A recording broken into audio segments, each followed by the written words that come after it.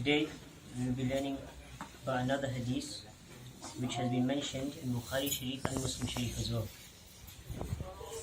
The hadith is that once Hazrat Anas anhu, he narrates that the Prophet said that no person will be a true mu'min, will be a true believer unless he believes in me, unless he loves me more than his father, more than his mother, and all the rest of human, all the rest of mankind.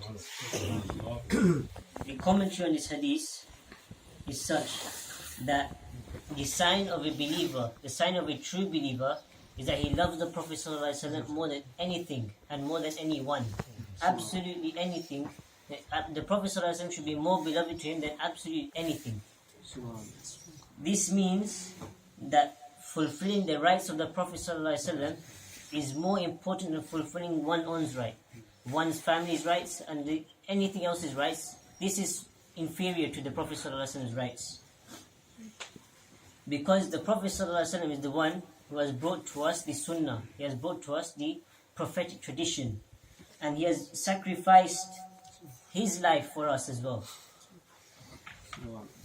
It's been mentioned that the meaning of having this love is that it's not the natural love that we have. The love that you see someone and you think that, oh, I like this person.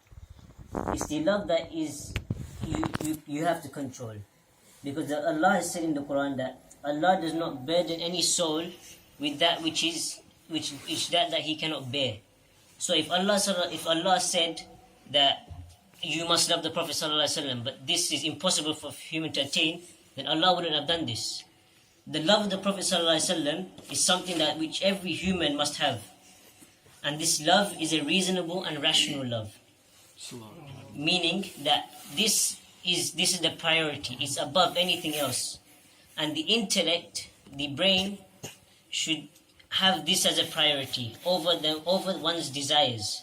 Because, for example, if you are sick, then you will look for a medicine. You want a cure for your illness.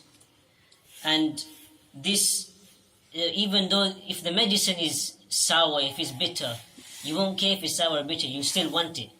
Your body may not like to have it, you might not like the taste, but you'll want to have this medicine. Yeah? So, same way that the body and you need this love of the Prophet ﷺ, and this love is over, this is the priority. So much so that if the Prophet ﷺ commands you to, for example, during the battles, so for example the Battle of Badr or the Battle of Uhud, the companions were commanded to fight against the kuffar. If I ask you to go jump off a cliff, will you jump off a cliff? No. But the Prophet ﷺ, he commanded the Sahaba to go fight in certain battles. Now the Sahaba knew that they may become martyred. They may pass away in these battles. But they didn't stop. They didn't say that we will not fight. Without even thinking, straight away they went to fight in these battles. This is the love that a person should have for the Prophet ﷺ. And another meaning for this love could be that the love originates from your belief. So the belief that you have, the love comes from there. So this means that one who understands the Prophet ﷺ, one who understands his sunnah, one who understands his excellence, one who understands his virtues, then more love will sprout from you. This is why we are told to read the seerah of the Prophet ﷺ, to read the biography and understand his life. So one must give precedence, one must give priority to the desires of the Prophet ﷺ over one's own desires. The Prophet ﷺ, the reason why we love him so much is because of his excellent character. He is the most excellent and he has such good character, his beauty, his reverence, and the innumerable favors that he's given to this world. Another hadith mentions that he is the reason for the creation of everything else. So if Allah didn't love the Prophet ﷺ, if Allah didn't create the Prophet ﷺ, nothing else would have been created. Therefore, the Prophet ﷺ deserves to be loved by every single person. He must be loved in the hearts of all believers and beloved more than one's own soul.